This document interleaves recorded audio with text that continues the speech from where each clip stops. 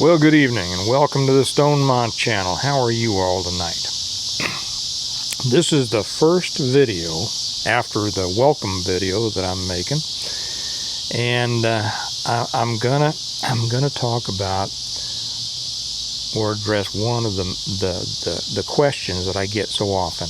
The purpose of this channel, I'll give you a little heads up about this. This is going to be kind of a laid-back channel. This is going to be a place where you and I just sit and chat and talk, and you can ask me questions, and I'll answer them to the best of my ability, or we'll see how it goes. I imagine that I'll be able to answer most of them. And it's really for the Stonemonters, fans of the Stonemont series. And I know, we have such a following, starting back with my very first book, The Reversion, such a following around the world. And so I want to extend a special welcome to those of you from outside the continental U.S., because I know there's a bunch of you out there up in Alaska and Canada and Europe and Australia and New Zealand and a lot of other places. I hope those cicadas aren't too loud for you. And you hear my dog back here in the background. He's wanting to get in on this, but I'm not going to let him tonight. Maybe later. So this is I have a question I'm going to ask. There's not really going to be a prize, but we'll see who gets it right about this in just a minute. So this is going to be a laid-back channel that I'm going to tell you some things about the Stonemont series, about why I wrote it. That's what I'm going to talk about tonight. How I write, where I get my ideas, who I base my characters on, things like that. Are you a little bit? I slouch. See, this is going to be really laid back. I always slouch. It's probably from my years in a patrol car, but I never was one of those. I mean, when I stand up straight, but when I sit, I relax. I slouch, especially at the end of the day with a good drink. So that's what it's going to kind of be like if you're with us on the Patreon channel. And if you're with us on the Patreon channel over on Integrated Preparedness, so that you can hear the audibles, well, you don't necessarily need to go to the Patreon channel on here. You don't need to double pay for that. You make your decision. But I know that we have a lot of people who are just Stonemonters, fans of the book series, and more so than into preparedness. So this is kind of what that's for. And I'll probably add a bunch of stuff. If you are, I started to say this. If you are with us on Patreon, please make use of the messages to me.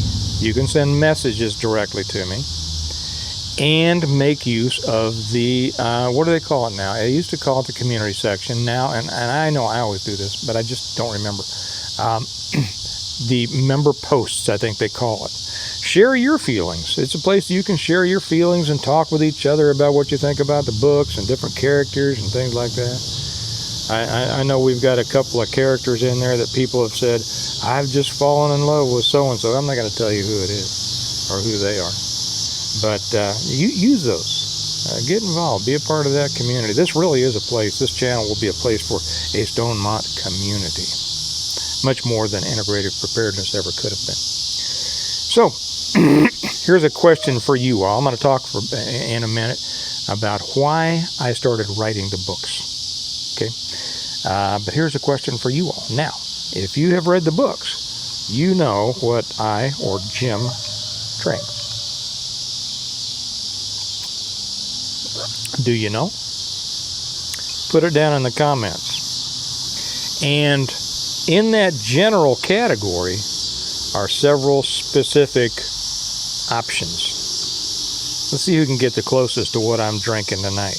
And I drink, first off, I drink it with water, because I like that.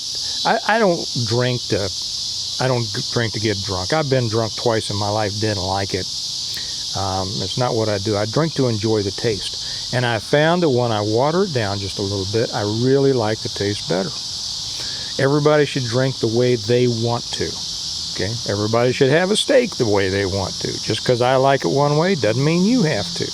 Okay, but I got some gnats flying around here. Oh, they want a little bit of my drink. I better get at it. And I like it on ice because I like a nice, cool drink. So, who of you can tell me what you think I'm drinking tonight? Okay, why did I write the first one? I was thinking back, and I've had a lot of people ask me this, and I realized that the answer that I've given over the years wasn't complete. And so I really sat down and I thought about it, and different things occurred to me that I hadn't thought about. That's kind of how things come to me. They occur to me. It's funny. I say that my brother remembers more of my life than I do, because once I've gone past it, I tend to forget it. And occasionally he'll come to me and say, "Do you remember when you such and such?" And I said, "Nah, I never did that." And then lo and behold, a week, two, whatever later, it'll come to me. Dang, I did do that. Now I remember. So I kind of wait for things to occur to me. What things occurred to me, and they have filled in the picture of why I wrote the first book. I read, maybe some of you have too, I read the book The Road many, many years ago. Cormac McCarthy, is that the guy's name that wrote that? He's a very depressing writer. I tried to read another one of his books, didn't enjoy it at all, and so I stopped reading it. And I don't remember the name of it. I'm not ragging on him as an author. He's a great writer, but it's just too dark for me. And I read that. Now, a lot of people have seen the movie. The book was even darker. The book made me choke up many times, and that was before I had kids. So I read that, and then I was with a friend of mine, and he was reading the book, and that was my first introduction to the idea that other people were thinking about, catastrophic collapse. I grew up in the 50s and 60s. We were all scared of the atomic bomb, duck and cover, and all that kind of stuff, but it was just one of those things you knew, you didn't dwell on, you didn't fret about, and all that. But this book, The Road, was the first one that I thought, other people are out there really kind of getting, into this. And he brought up things that, in such a realistic way, it was eye-opening but depressing. And I thought there were a lot of mistakes in the book. I thought, as I read through the book, I said, why in the world would he do that? Those of you who have read it or watched the movie, A Man and His Son, you know what I'm talking about. I said, why would he do that? Or why wouldn't he do something else? That's stupid, right? And I said, well, if this is such a great book and it won awards and everything, that's kind of surprising to me. But a friend of mine, I was over at a friend of mine's house one time, and I saw a book he was reading called Dies the Fire by S.M. Sterling. And he told me what it was about, and I forgot about it actually for a while, and then about a year later, something made it come back into my orbit, and I said, well, I'll watch. As a matter of fact, for those of you who have heard me refer to him, it was Jim Harrison who was reading that, and I said, well, okay, well, he and I are like brothers. If he liked it, I probably like it. So I read it. It was a good book, very good book, and it introduced a lot of things that I guess other people were paying attention to, but I wasn't. I owned businesses. I was running businesses. I was working for. I was busy. I wasn't all wrapped up in, preparedness. I was involved in preparedness, but I wasn't wrapped up in it. If that makes any sense. So I read it, and I said, that's a pretty good book. That guy's a good writer. He introduced some very interesting themes and restrictions of under which they had to operate. Some of the stuff was a little far out there for me, but we're all different, right? So I enjoyed the book. I enjoyed the book very much. I enjoyed it so much, the neighbor's cat just jumped up on the table here. Cat, get around. He wants some of my drink too. Cats and gnats are after my drink. And where was I? This cat threw my... well, anyway. So I says, I enjoyed the book, and I went on. Half a second, my wife just got home. I got to say something to her, and I will be right back with you. Yeah, Kelly and the kids just got home, and I wanted to stop for a minute and say something to them. Tomorrow's our first day of school. And yes, that's one of the things. Those of you who have read the book, Jim's wife is named Kelly. My wife is named Kelly. Yes, there's a lot of things there. So anyway, I read that book, and I found it very interesting. And then when it came out, when did it come? I forget what. There were several things that happened, and I started. I don't know whether it was that zombie series. What was that called? The Walking Dead, or the Doomsday Preppers show, or that book 1 Second After by, is it Fortune or something? I don't remember which I saw first or read first or whatever, because at the time I was working at a hospital, and it was the talk of everybody. All the the stuff was the talk of everybody. Well, I read that book by Fortune 1 Second After. I'm not cracking on the guy, but there was so much in there that I thought would have been different, or should have been different. And I realized, I come at it from a different perspective than he does. And, it's all right. We all have different backgrounds, therefore we have different opinions. He comes from a very academic background. I come from a very street and real world background. And as I read the book, I said, I wouldn't have written it that way. I think I'd write it a different way, or that wouldn't have happened, or this would have happened, or whatever, And it left me with a, kind of empty. I said, well, I didn't see that. And I forget. I don't know whether it was the zombie people that came out, and everybody got all wrapped up in that, or whether it was Doomsday Preppers. But I was watching one of the Doomsday Prepper things, and of course they tried to make them look stupid, right? I mean, but there were some good people on there, and there were some good ideas, but there were some real wackos too, and that was their purpose, okay? And I saw this one guy saying he was preparing for an EMP. And I'll be honest, at the time, I wasn't familiar with EMP. And I thought, well, what in the world is that? That sounds nutty, But I looked into it, and when I saw that it was not only possible, a CME actually, not only possible, but probable, I said, whoa, okay, now this has my attention. So I started looking into it. As I looked into it further, I saw other things around were lacking.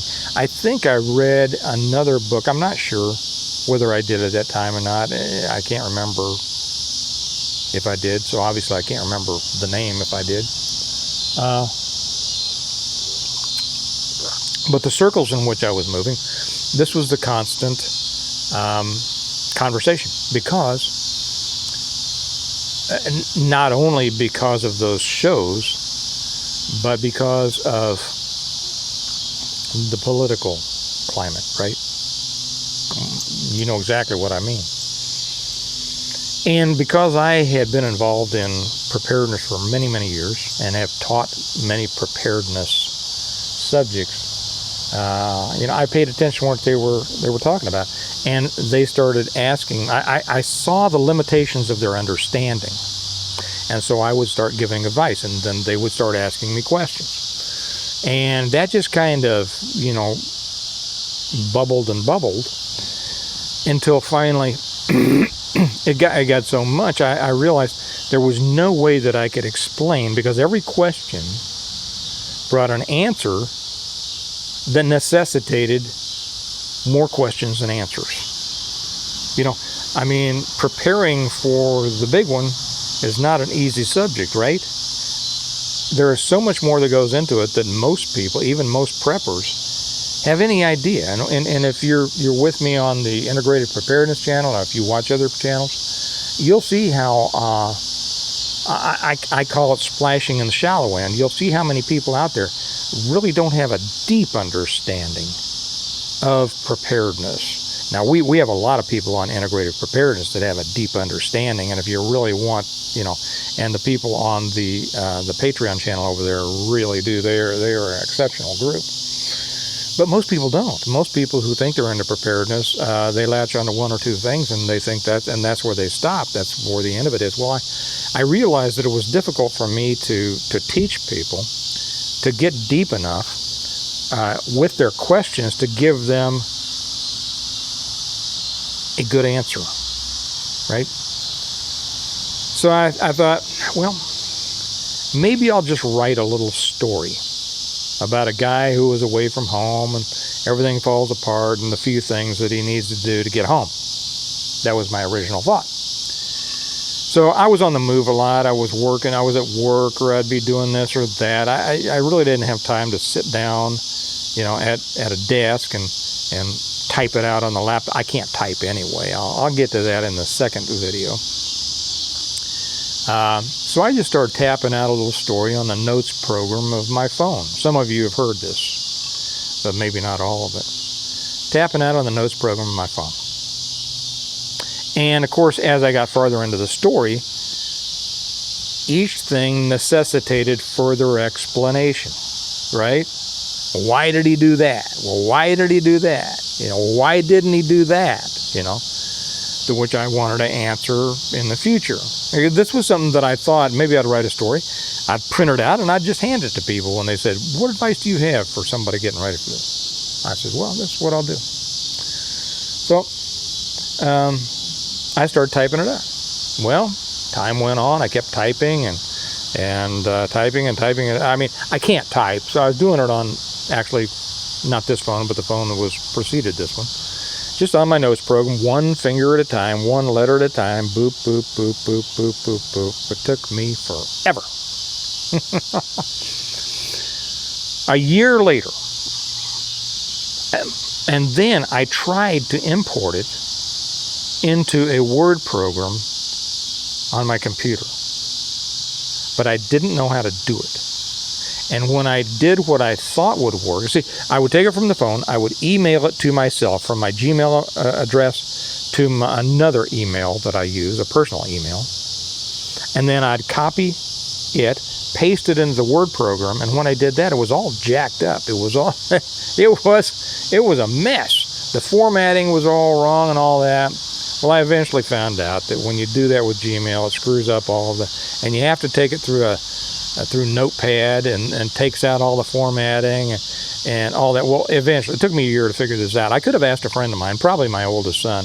He could have told me and taken care of it in an afternoon, but I'm a hardhead. I have to figure out everything myself.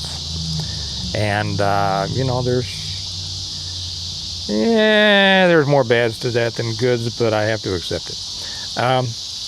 So what I ended up doing was figuring it out. So I would get done with a section on my phone. I would email it from my Gmail account that was associated with that phone to a personal email. Then I would copy that, paste it in a notes program, copy it from the notes program, paste it into the Word program, and then reformat it from there. Okay. I also didn't know how to format Word as far as margins and page size and everything like that.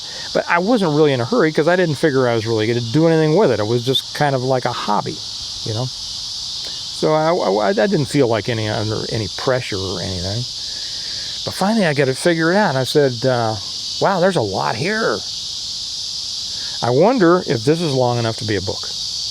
Or should I even consider being a book? So I looked down and I found out that Word tells you how many words are in it, right? So I found 90-some thousand words. And I said, well, I don't have any idea whether that's, good for a book or not. So I thought, well, let me look up what they consider to be the all-American novel, Huckleberry Finn. So I typed in, how many words does Huckleberry Finn have in, Mark Twain? It said 60-some thousand words. I said, whoa, I've got half again as many as Huckleberry Finn. I guess it's a book. So I figured out how to format it, and I put it into, I sent it in, and I looked up or found out what at the time was called Create Space. It's an Amazon company. They now call it Kindle Direct Publishing. Greatest thing in the world for an indie author, and so they said, well, you got to have, you got to make a file for your cover and everything like that. And I had talked to some other indie authors, and they said, yeah, I've got this great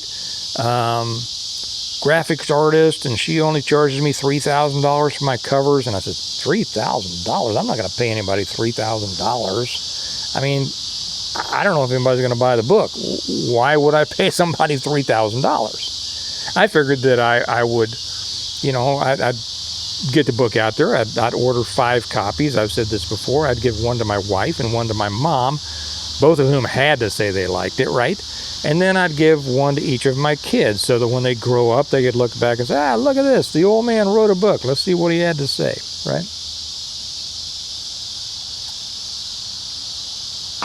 So I sat down and I figured out how to design the cover. That was a mess in itself, but I knew exactly what I wanted it to look like. And it came out exactly the way I wanted it. Because I'm a hardhead. I won't stop until I get it. Now, those of you who have read the books and found the typos said, well, you should have found that. I know, and I apologize. There are typos in these books. Maybe I'll get to that if I have time tonight. We'll see. So I got it done. I gave the manuscript to Kelly and said, see if you can find typos. She found all she could. And so I found out that I could get a couple of what they call proof copies. Not copies for sale, just copies so that I could see what it was going to look like. I got a couple of them. I gave them to a couple of friends, and I said, would you go through these and find all my typos? I'm sure there's plenty. So I was, a week or two later, I says, have you finished the book? Yeah, man. And they kept asking me questions. Wow, this is really great. I really like this part. I really like. So I asked a friend of mine. He says, yeah, I'm just about done. I said, great. Did you find all my typos? And he said, well, to be honest, I got so wrapped up in the story, I forgot to look for typos. So it's his fault, not my fault. No, it's not. I take full responsibility for every mistake in them. And there are some. But not with the story, And so he gave me his proof copy back, and it was marked up, everything, things written in the margins and all sorts of stuff. But it was like, I love this idea, or why did he do that? And then 3 pages later, oh, I see why he did that. All through the book. It was great. It was a lot of fun. But here again, I never expected it to sell, so I didn't really care, right? So anyway, got it done, got it approved, ordered my 5 copies. Put it up, made it available for sale. I felt stupid doing that because I felt, oh man, you're pretty full of yourself thinking that anybody would want to buy this book. And gave a copy to Kelly, gave a copy to my mom, put 3 copies on the shelf, waiting, give them to the kids someday, and that was it. I pretty much forgot about it. A couple weeks later, this is so good. Have any of you written down? Have you commented yet what you think this is? I wish you were here to share one with me.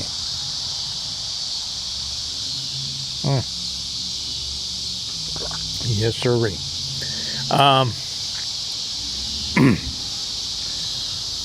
Couple of weeks later, I said, I wonder how I would tell if anybody has bought one of these books.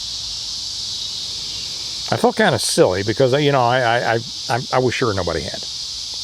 And I thought, well, that's pretty prideful, you thinking that somebody would actually buy your book. I mean, who are you, right? And why would anybody know about you? Because I've done no marketing, no advertising, didn't know how. Still don't. For those of you who say, this ought to be a movie. Yeah, I know, I agree, but I don't know how to do that. So I finally checked. It took me a while, again, because I'm a technological idiot. I figured out how to get to the page that told me whether anybody had bought the book. Okay, and I brought it up and I looked at it, and I thought, well, this can't be right. This can't be right. Something's wrong here, because it says that a whole lot of people have bought this book. How in the world could that happen? And so I really didn't believe it, to be honest. I didn't believe it at first. And then I went back the next day, checked it again. More people had bought the book. So I started checking it every day. More and more people. I've said this before. I was just waiting. I didn't believe it. I was just waiting to get some note from Amazon saying, we're sorry, Mr. Smith. We got you mixed up with another writer or another book, and all these numbers were really their books, right? But it never came. And then I found out how to get, all of a sudden, somehow, I showed all the sales, and I saw the numbers. And over here was how much money the book was making. And I couldn't believe it. I said, that cannot be right. Well, they pay a couple of months. It takes a couple of months. For instance, sales in January will get to you at the end of March. Okay, so it took me several months, and I saw the sales continue to stack up, and the money continue to stack up, and I said, I'm not believing this until I see them put money in my bank account. And so I really didn't. And every day I was just, I felt like a phony. I felt like, okay, you're getting your hopes built up. You are going to be so far down in a ditch when you find out this has all been a mistake, right? But I figured it wasn't real anyway, so whatever. I was enjoying the ride. And finally, the day came, and I checked my bank. And all that money was in there. Shocked's not even the word. Let's see how I'm doing on time here. You know, I got to put on my glasses, even to see how long I talk. Okay, I got a couple of minutes, not much longer. It was a shock. And then I started reading, as a guy I didn't know, the reviews on Amazon. And these people were talking about how much they loved the book. Now, I had a couple people that said, I hate these books. He takes people back. I've said this before. These are horrible books. He takes everybody back to traditional gender roles. They were just hateful, so I didn't pay any attention. I wouldn't anyway. But then one of the comments was, I can't wait to see what happens next. And I thought, next? I haven't thought about any next. That means another book. And I thought, can I do it again? Can I write another book? I'm the guy that flunked every English class he ever took, right? I mean, I learned to write in the police academy, which isn't exactly great creative writing. Can I do another book? And that's when I started on the second book, The Revival. So that's how I came to beginning the series, the Stonemont series. And now you know more, you all know more than anybody else that I've ever talked about on any of the videos. So I hope you found that interesting. I think the next one I'll talk about I kind of did that in there. But maybe I'll get into a little bit more about how I write, and then where I get my ideas, who my characters are based on, and things like that. But let me know. I'm going to check the comments, and especially if you're with us on the Patreon channel, I put the link down below if you'd like to come join that here. Love, because that'll give me you get to message me and everything like that. I would love that. I will write down your questions in my handy dandy Stonemont notebook. You know what I should? I guess I should. For those of you who don't know, I will post the way you can get the books in case you've just stumbled on this and don't know about them, or want to order them for friends. There may be a lot of people out there who have ordered them through Amazon, but maybe you want to buy a set for a friend or something like that. I have a lot of people do that. So I'll put the links down below. You can either get them through Amazon. Yes, if you want them fast, Amazon's great at that. If you'd like to get them from me personally, I'll put the website, our website, stonemont.us. Not .com, .us, stonemont.us, and it'll let you order directly from me, just like you can get the t-shirts from me. But in the books, there's a place in there that says, would you like Steve to write something in there to you? Let me know what you'd like me to write, to you, to a friend, an uncle, whatever.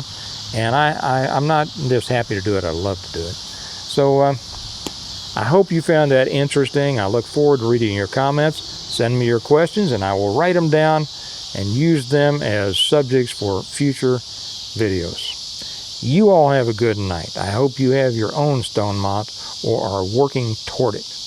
And I'll talk to you later. Bye-bye.